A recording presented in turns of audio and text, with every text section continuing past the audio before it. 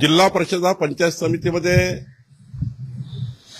किमान 10 सदस्यामागे 1, झेडपीमध्ये जिल्हा परिषदेमध्ये 10 सदस्यामागे 1 आणि पंचायत समितीमध्ये 5 सदस्यामागे 1 असे स्वीकृत सदस्य राहावेत आणि ग्रामविकास अधिनियमात थोडी सुधारणा करावी, जिल्हा परिषद पंचायत समितीमध्ये अधिनियमात सुधारणा करावी अशी विनंती मी माननीय मुख्यमंत्री आणि उपमुख्यमंत्री एकनाथ शिंदेजी अजितदादांना केली होती।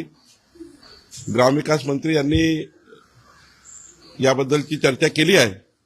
मला वाटतं की निश्चितपणे जसं महानगरपालिका नगरपालिकेत स्वीकृत सदस्य आहेत त्याचप्रमाणे जिल्हा परिषदेमध्ये सुद्धा स्वीकृत सदस्य असले पाहिजे, पंचायत समितीमध्ये स्वीकृत सदस्य असले पाहिजे, कोऑप मेंबर असले पाहिजे।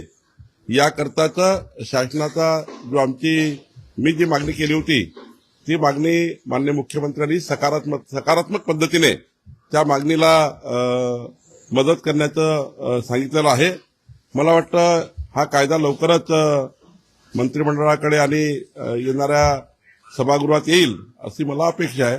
पण हे तातडीनं करण्याची गरज आहे, कारण ग्रामीण भागातल्या अनेक लोकप्रतिनिधी जे आरक्षणामध्ये महिला आरक्षण असेल किंवा SC ST आरक्षण असेल त्या ठिकाणी मोठ्या प्रमाणावर लोकप्रतिनिधी चांगलं काम करत असतानाही, चांगले त्या ठिकाणी लोक असतानाही समाजामध्ये सर्व क्षेत्रात चांगले काम करणारे लोक आरक्षणाच्यामुळे राहून जातात।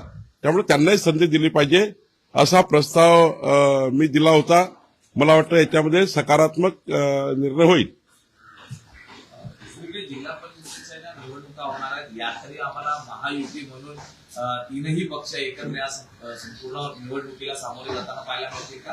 कारण ज्या पद्धतीने या नगरपालिकांमध्ये पुण्यात जे झालं किंवा मुंबईत राष्ट्रवादी वेगळी आहे, नाही काही ठिकाणी आता महायुती झाली आहे, म्हणजे भाजपा सेनायुती झाली आहे। परभणीमध्ये आपण आपण धाराशिवमध्ये बघा, त्यानंतर लातूरमध्ये काही ठिकाणी मात्र ते होऊ शकली नाही। संभाजीनगरमध्ये काही भागात झाली, काही एकाच तालुक्यात झाली नाही। तर मला असं वाटतं त्या भागातल्या नेत्यांनी बसून त्यामध्ये सकारात्मक चर्चा केली आहे। ज्या ठिकाणी शिवसेना भाजप युती होऊ शकते त्या ठिकाणी केली आहे। एका ठिकाणी मला वाटतं राष्ट्रवादी चर्चा धाराशिवमध्ये त्यांनी केली आहे। तर त्या ठिकाणी आम्ही ज्या ठिकाणी युती मान्य आहे किंवा तिथील